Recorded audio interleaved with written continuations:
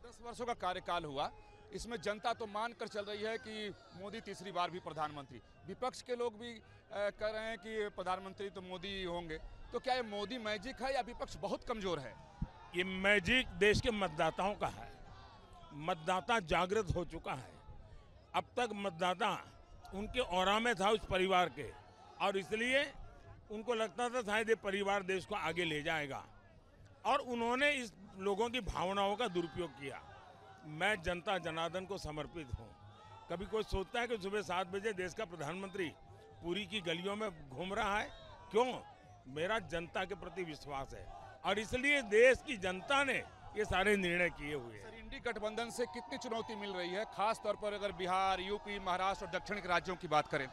इंडी गठबंधन है कहीं क्या? उन्होंने 4 या 5 बार मिलकर के हाथ ऊपर करके फोटो निकाली है। क्या इंडी गठबंधन का कोई नेतृत्व है क्या? इंडी गठबंधन की कोई कैंपेन कमेटी है क्या? इंडी गठबंधन का कोई इलेक्शन जीतने का विजन है क्या?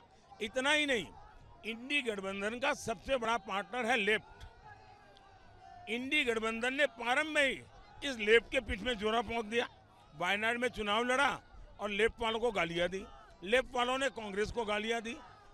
बंगाल में उनकी हालत क्या है, हिंदुस्तान में, झारखंड में उनकी हालत क्या है? यानी सब दूर वे अंदरूनी झगड़ों में है।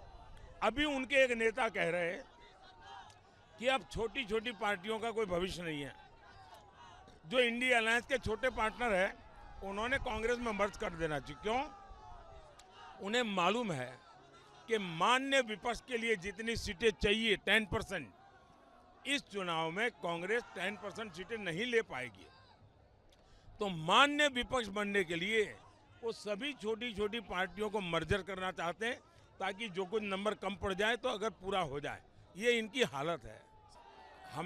मैं मानता हूं कि हमारे देश में 140 करोड़ देशवासी ऐसे हैं जिनके मन में इच्छा रहती है कि कभी 4 धाम यात्रा करनी है, कभी 12 ज्योतिर्लिंग जाना है, कभी माँ को गंगा में स्नान कराने के लिए जाना है। ये भारत के नागरिकों के हक है कि उनको व्यवस्था मिले।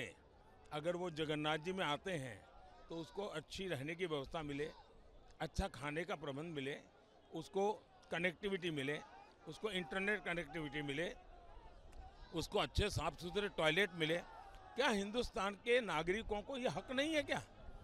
75 साल तक भारत के कोटि कोटि नागरिकों की आस्थाओं को जूते मारे गए हैं, अपमानित किया गया है, उनको अपने नसीब पर छोड़ दिया गया है। मोदी उस दुनिया से निकल करके आया है।